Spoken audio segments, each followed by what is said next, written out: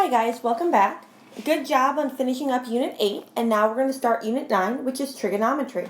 So this week's going to be a lot of review from geometry when it comes to trig, and then we'll start getting to newer stuff in the weeks to follow. So for today, what we're going to do is just do intro to trig. So just to recall that, the first thing we know about right triangle trig is we have to remember Pythagorean theorem. Pythagorean theorem is a squared plus b squared equals c squared. Remembering that c is our longest side, it's called our hypotenuse, okay? And a and b are our side lengths. So these are the shorter two sides, a and b. C is always going to be our longest side, it's always going to be our hypotenuse. So you use Pythagorean theorem when you're trying to find the missing side of a right triangle when given the other two sides. Okay, so for instance, let's look down here at number 9 to start, right here, Unit 9, this problem right here. So they gave us a triangle right here, and they said one side length is 5, one side length is 12. I need to know all three side lengths to know what I'm doing today. So how do I do that? Well, I'm going to use Pythagorean theorem. So I'm going to use Pythagorean theorem by taking my A, which is 5 or 12, doesn't matter, plus my B equals my C. Okay, 5 squared is 25 plus 144, right, equals C squared. I add those together and I get 169 equals C squared. I square root both sides, and C equals 13. So normally you assume plus or minus when we're doing square root property, but because we're talking about side length, we only do the positive. So we're not going to do the negative here. So let's take that, put that all together, and look and see what we're doing from here. So I want to figure out what the trig functions are. So 3 of these trig functions you've seen before. So those 3 right there you've seen before: sine, cosine, and tangent. And from geometry, what you remembered is SOHCAHTOA. Okay. SOHCAHTOA told us that sine was opposite over hypotenuse, okay? And that cosine is adjacent over hypotenuse. And tangent is opposite over adjacent. So we learned that in geometry class, okay? So let's first go down to the problem we just did with Pythagorean theorem and find what sine, cosine, and tangent would be. So if I'm looking at this problem here, and I said, okay, they told me I got that the one side length was 5, the other side length was 12, and my hypotenuse is 13. So how do I figure this out? How do I know which one's opposite and adjacent? Well, it's quite easy. It all goes off of this right here. This right here is my given angle, okay? The longest side's always my hypotenuse, so I like to write the H. Diagonal from my given angle is always my opposite. I do O. And the side next to my given angle is my adjacent. So that's probably the hardest thing people have to find is opposite and adjacent. So hypotenuse is always my longest side. Opposite is the side across from the given angle. And again, the given angle measurement is given right there. And then adjacent is the side next to the given angle. Okay, now I'm going to find sine, cosine, and tangent. So let me look at that. So I'm going to make this a little bit smaller so we can see the whole thing. There we go. So I have sine of my given angle is opposite, which is 12, over hypotenuse. Done. If you can simplify down the fraction, you absolutely would simplify down the fraction here. Cosine, so adjacent over hypotenuse, so 5 over 13. And then my tangent of the given angle is opposite 12 over adjacent, which is 5. I leave those as improper fractions, but I do simplify them down, okay? So the first thing we're doing is review from geometry, finding sine, cosine, and tangent. If you're given all 3 sides, you do exactly what we did in orange. If you do not have all 3 sides, you first have to find all 3 sides of the triangle by using Pythagorean theorem. Okay, so that's just all review there. So let's look at these next ones. So this is going to be new for you guys right here. So here's a new part of trig, the part highlighted in pink. So besides sine, cosine, and tangent, we also have cosecant, secant, and cotangent, okay? Cosecant is hypotenuse over opposite. Secant is hypotenuse over adjacent. And cotangent is adjacent over opposite.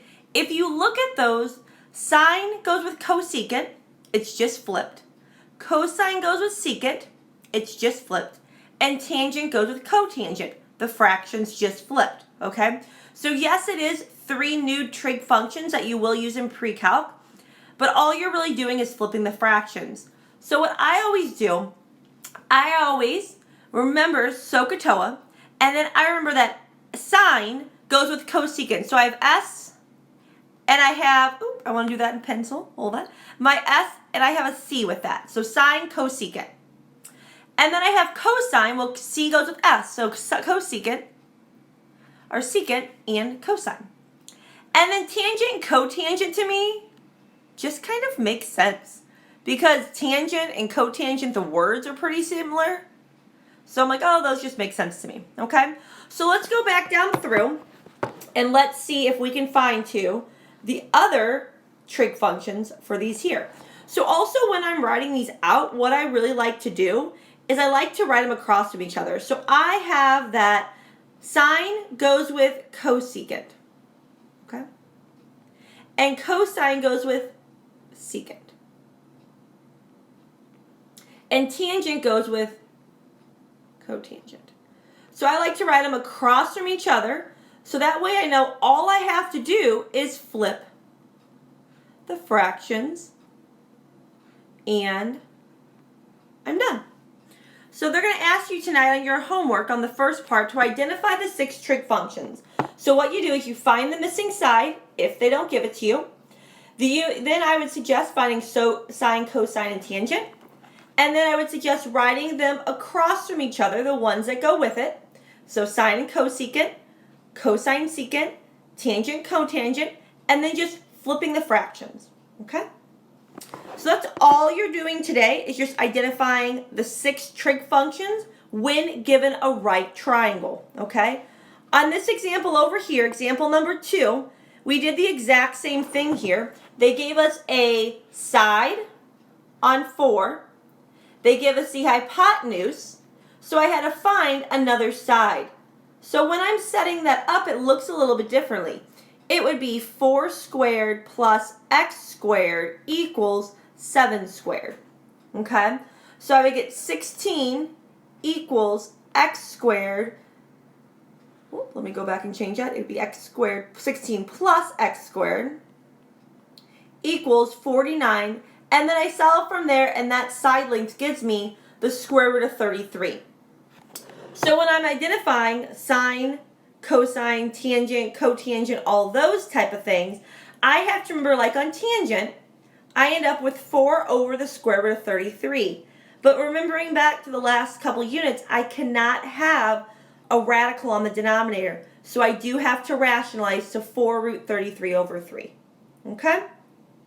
So just remembering that, going from there, that's the new thing kind of on there.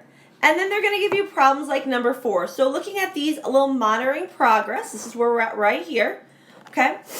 1, 2, and 3, you're going to find the missing side, identify opposite, hypotenuse, and adjacent, and then figure out the 6 trig functions. I think you guys will be fine with that. I would suggest doing 1 or 2 of those and then going from there. But the new part, the last little new thing, is number 4. Number 4 says, in a right triangle, where the given angle is an acute angle, and cosine is 7 over 10, find the 5 other trig functions, because they already gave you cosine. So how do I do this type problem? Well, first thing I'm going to do on anything is I'm always going to draw a right triangle. Okay? And I know that cosine, SOHCAHTOA, cosine is adjacent over hypotenuse, okay? So I have to first mark my given angle. I'm going to do my given angles right there. It doesn't matter where you write your given angle. I now know that this is my hypotenuse side, this is my opposite, and this is my adjacent. Why? Because I decided that that was my given angle right here. So they gave me cosine. Cosine is 7 over 10. So 7 is going to be my adjacent side, and 10 is going to be my hypotenuse. Okay? So then once they give me that and identify those two sides, I'm going to use Pythagorean theorem, which again would be 7 squared plus x squared equals 10 squared, to find the remaining side. And I end up with x equals the square root of 51. So my opposite side over here is the square root of 51. Okay? So that's my opposite side. Then I identify my trig functions. They already gave me that cosine was 7 over 10. Okay? So my sine would be 51 over 10. My tangent would be the square root of 51 over 7. So far, so good. No issues with those whatsoever, right? Then sine goes with cosecant. So I'm going to flip, and I end up with 10 over the square root of 51. I rationalize, and I get 10 square root 51 over 51. Secant and cosine go together. So in cosine was 7 over 10. So secant is going to be 10 over 7. And then tangent goes with cotangent. So I'm going to flip that to 7 over square root of 51. I'm going to rationalize to get 7 root 51 over 51. So again, today you're going to be doing Pythagorean theorem, finding all sides of the right triangle, and then identifying the 6 trig functions. You know sine, cosine, and tangent. Sine, cosecant, cosine, secant, tangent, cotangent. Take your time. If you have any questions, please log on to Zoom, and have a fantastic day, guys.